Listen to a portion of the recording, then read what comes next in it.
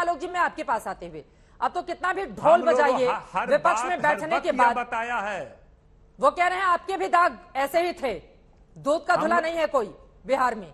अजय आलोक जी, नहीं, ये बात तो बिल्कुल ठीक बोल रहे हैं अख्तरुल जी कि दूध का धुला हुआ तो कोई नहीं है, लेकिन सबसे पहली बात तो ये जाननी चाहिए कि जिस सरकार की बेसिस नींव जो है, नींव ही गलत हो तो फिर आप उम्मीद क्या करिएगा भाई। 2017 में गठबंधन टूटा, बोला गया एक्सप्लेन कर दीजिए, एक्सप्लेन कर दीजिए, एक्सप्लेन कर दीजिए। हम लोग भी यही रोज पूछते थे एक्सप्लेन कर दीजिए, तो क्या एक्सप्लेनेशन हो गया था जो सरकार बनी? पहली बात तो ये, इसका जवाब अभी तक नहीं है। दूसरी बात देखिए, जिस मकसद से ये सरकार बनी है ना, तो चित्रा जी, तो ये सब चीजें बहुत छोटी है, कैनवास बहुत बड़ा है, 2024 का कैनवास है, तो इतना छोटी छोटी बातों पे अब कोई असर नहीं पड़ने वाला है। ये झूठ-मूठ का एक दिन 2 दिन मीडिया का हंगामा होगा, शांत हो जाएगा, बहुत होगा तो इस्तीफा ले लिया जाएगा, तो उससे क्या? ये इंटेंट जो है वो 24 का इंटेंट है, तो 24 का इंटेंट में और हनक तेजस्वी की है, ये सरकार तेजस्वी की है, इसमें कोई शक नहीं है। हनक तेजस्वी की है, नीतीश जी चेहरा बन के थोड़ा दिल्ली घूमेंगे, कहाँ इस सब चक्कर में है, ये सब तो चलते रहेगा बिहार। लेकिन 1 तारीख तक तो कार्तिकेय के किसी भी तरह के एक्शन पर रोक है ना, ये बात भी सच है, भले ही ऑर्डर 12 तारीख को आया हो। हाँ, तो वो तो एक डिफेंस हो गया ना, वो तो डिफेंस है ही, 1 तारीख तक एक्शन पे रोक है। लेकिन सवाल ये भी है, मुख्यमंत्री से जब पूछा जाता है कि उनका वारंट निकल गया, तो मुख्यमंत्री कहते हैं मुझे जानकारी नहीं है। ये भी बड़ा मौजूद सवाल है कि भाई मुख्यमंत्री को अपने कैबिनेट के मंत्रियों की जानकारी नहीं है। बहुत अच्छी सरकार है, चलेगी अच्छे से, क्योंकि सरकार का मकसद 24 में देश का प्रधानमंत्री बनाना है, बिहार के लिए नहीं बनी है सरकार। 2024 में प्रधानमंत्री बनने के लिए इस तरह की सरकार बनी है अभिषेक झा जी, यही चाल चरित्र और चेहरा रहने वाला है आपकी सरकार का। सुनकर हंसी आती है। लंबे काल से नीतीश कुमार जी बिहार के सूबे के मुख्यमंत्री हैं, बिहार का जो कायाकल्प किया किसी से छिपा नहीं। अजय आलोक जी भी लगातार बिहार में जो कायाकल्प हुआ उसकी तारीफ करते नहीं सकते थे, तारीफ करते नजर आते थे, लेकिन ठीक है, अब नहीं बोल पा रहे हैं तो वो अलग की बात है। 2024 का जो इंटेंशन है हमारी पार्टी का या हमारे नेता का, वो एकदम क्लियर हमारे नेता ने बताया है कि वो कोई उम्मीदवार नहीं। हमारी पार्टी मानती है, बिहार के लोग मानते हैं कि उनमें प्रधानमंत्री बनने के सारे गुण मौजूद। अरे ऐसे लोगों के सहारे वो जाएंगे 2024 में। देखिए, हमने कहा ना कि भाई आपको अंदाजा है कि आप लोग क्या कर रहे हैं बिहार के आम लोगों के साथ? आपको अंदाजा ही नहीं है अभिषेक झा जी, आपको नहीं अंदाजा है। बिहार की आम जनता वोट डालती है इस उम्मीद के साथ कि वहां पर अपहरण, हत्या, लूट, फिरौती, इस तरह के मामले में वांछित जो लोग होंगे उनको दरकिनार कर दिया जाएगा। सुशासन बाबू की छवि इसी वजह से बनी उनकी, कम से कम ऐसे लोगों को दरकिनार किया जाए। और अब ऐसे ही लोगों को लेकर वो प्रधानमंत्री बनना चाहते हैं 2024 के लिए। ये सीधे सीधे बिहार की जनता के साथ छलावा क्यों नहीं माना जाए? और कौन कौन से दागी रत्न हैं वो भी हम दिखा रहे हैं टीवी स्क्रीन पर, रत्नों की भरमार है। चित्रा जी, कोई समझौता नहीं होने वाला है, ये तय बात है। समझौता कहीं देरी क्यों हो रही है सर? एक्शन लेने में देरी क्यों हो रही है? आज आप एक समझिए कि मीडिया ट्रायल हर किस का नहीं हो सकता है, मीडिया के माध्यम से खबरें सामने सर आपको जानकारी नहीं होती है ना, आप कह रहे हैं मीडिया से हमें जानकारी मिली है कि इनके ऊपर इस तरह के वांछित मामले हैं। अब मीडिया से जब आपको जानकारी मिल रही है तो एक्शन ले लीजिए ना। मीडिया सवाल नहीं पूछे तो फिर तो आप लोग कुछ करेंगे नहीं। आपको तो जानकारी, इस बात को तो सब लोग स्वीकार कर रहे हैं। नीतीश कुमार से मीडिया जब सवाल पूछता है कि आपके मंत्री के ऊपर अपहरण का मामला है, उनको सरेंडर करना था, तो नीतीश बाबू की ओर से जवाब आता है हमको तो जानकारी नहीं है। तो वही जानकारी देने का काम हम लोग कर रहे हैं ना। डेवलपमेंट के विषय में बिहार में इतने सारे केसेस हैं, हर एक केस के डेवलपमेंट के विषय में मुख्यमंत्री जी को एकदम उसी समय जानकारी हुआ जरूर नहीं है। उन्होंने बड़ी ईमानदारी साफगोई के साथ मीडिया के लोगों को बताया कि भाई जानकारी नहीं, कुछ घंटे ही बीते हैं चित्रा जी, किसी को भी व्याकुल होने की आवश्यकता नहीं है। हर कुछ अब मुख्यमंत्री जी के संज्ञान में है, पार्टी की सारी चीजों को देख रही, गठबंधन भी देख रहा। आपने आरजेडी का भी पक्ष देखा, आरजेडी के भी किसी साथी ने इस तरह की चीजों का पक्षधर होना खुद को नहीं बताया। आप पक्ष किस मुंह से लेंगे ये बताइए?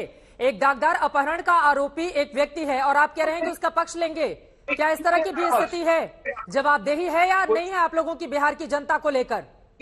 पुलिस वेरिफिकेशन किया जाता है, कोई भी मंत्री अगर जाता है मंत्री की शपथ लेने के लिए, विधायक वेरिफिकेशन नहीं करवाया आप लोगों ने और फिर मंत्री बना दिया। पप्पू यादव जी इस वक्त हमारे साथ जुड़ चुके हैं। पप्पू यादव जी, सीधे आपके पास आते हुए, देखिए ये बात तो सच है कि दागियों की भरमार है, नीतीश सरकार है और इसके पहले भी बहुत सारे ऐसे मामले मेरे पास हैं, मैं पढ़कर बताऊंगी। लेकिन मेरा सीधा से सवाल, ये जो नए नवेले कानून मंत्री बने हैं, अपहरण का गंभीर आरोप उनके ऊपर है, क्या तत्काल नीतीश कुमार को इस्तीफा लेना चाहिए अपने मंत्री का? देखिए, मैं बहुत क्लियर हूं कि कानून मंत्री एक पार्टी के द्वारा मंत्रिमंडल में आए हैं। नीतीश कुमार जी का उन दलों के मंत्रिमंडल के चयन में कोई भूमिका नहीं है। एक, आप हमारी बात गौर से पहले समझने का प्रयास कीजिए। कल अनंत सिंह बीजेपी और इन्हीं नेताओं के साथ, इन्हीं दलों के साथ विधायक थे। ये उनके लोग हैं या अच्छे हैं खराब हैं, इन पर केस है। केस नित्यानंद जी पर दर्जनों दर्जन है, होम मिनिस्टर है, टुन्ना मिश्रा जी पर है केस। होम डिप्टी सीएम के रिश्तेदारों पर गमन का पूरा आरोप लगा।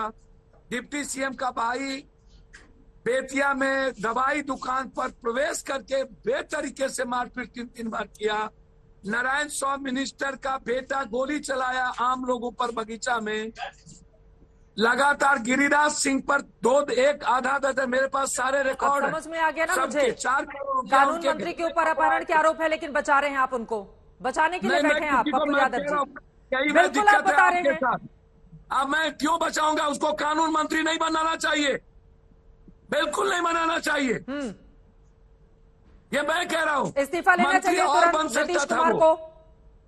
मैं कानून मंत्री कोई भी बने वो उनका है, लेकिन कानून मंत्री के लिए लॉफुल होना, एक विद्वान व्यक्ति होना, आप जज के साथ बैठेंगे, आपका बैकग्राउंड क्या रहा, या तो बैकग्राउंड तो कल के दिन हमारे पीएम इतने मजबूत पीएम हैं, फिर उन पर भी आरोप लगे थे, लेकिन है ना हमारे पीएम अच्छे। होम मिनिस्टर अमित शाह जी पर आरोप लगे थे, आज दोनों होम मिनिस्टर टुन्ना जी, अरे ऐसे बड़े सारे मंत्री हैं जिनके ऊपर आरोप लगे थे, जिसके बाद नीतीश कुमार ने तत्काल इस्तीफा ले लिया। आपकी जानकारी में होगा, लेकिन दर्शकों की जानकारी के लिए मैं बता देती हूँ। 2020 में एनडीए में जेडीयू कोटे से मंत्री बने थे मेवालाल चौधरी। 72 घंटे के अपनी ओपिनियन नहीं सर, सुनिए ना, बिहार बदनाम हो रहा है, बिहार बदनाम हो रहा है। पप्पू यादव जी, पप्पू यादव जी आप सुनिए, पप्पू यादव जी आप सुनिए। मेवालाल चौधरी का 72 घंटे के भीतर 2020 में नीतीश कुमार ने इस्तीफा लिया था। आरएन सिंह का 2008 में जब वो परिवहन मंत्री थे तत्काल इस्तीफा लिया था। जीतन राम मांझी का 2005 में तत्काल इस्तीफा ले लिया गया था पुराने मामले में, उनके ऊपर गंभीर आरोप लगे थे। 2015 में अवधेश कुशवाहा के ऊपर आरोप लगे थे, 4 लाख की घूस के मामले में उनका इस्तीफा लिया गया था। 2018 में मंजू वर्मा का इस्तीफा लिया गया था, आरोप भी लगे थे ना। बाद में तो जीतन राम मांझी और आरएन सिंह बाद में क्लीन चिट हो गए, फिर उनकी वापसी हो गई, लेकिन अभी तो आरोप गंभीर है ना।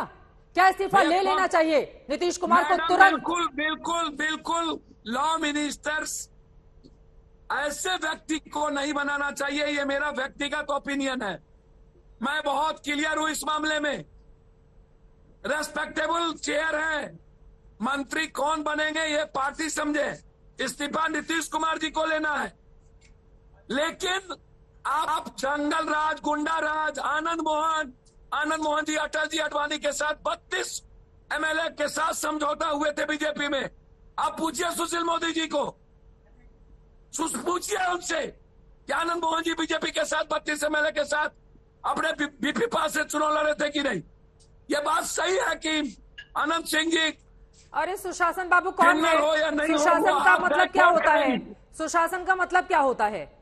सुशासन बाबू दागियों को लेकर सुशासन बाबू नहीं कहला सकते ना अपने मंत्रिमंडल में। अगर दागियों, आप बड़े पप्पू यादव जी, बड़े सारे मसलों पर आप जन आंदोलन करते हैं, आम जनता की आवाज को उठाते हैं, क्या इस मामले में भी आप आएंगे सड़क पर कि कानून मंत्री का इस्तीफा लें मुख्यमंत्री? मैं निश्चित रूप से मैं आदरणीय मुख्यमंत्री जी को अपनी राय आज भेज दूंगा कि किसी भी कीमत पर कानून मंत्री जिन पर किडनैपिंग, चाहे वो क्रिमिनल का किडनैपिंग हो, चाहे किसी अनहोनी मर्डर हो, मैं सिर्फ इतना कहूंगा कि कानून मंत्री के पदों पर कार्तिकेयन जी को खुद इस्तीफा दे देना चाहिए और सरकार को एम्बेरसमेंट से इस तरह के मुश्किलों से उबारना चाहिए।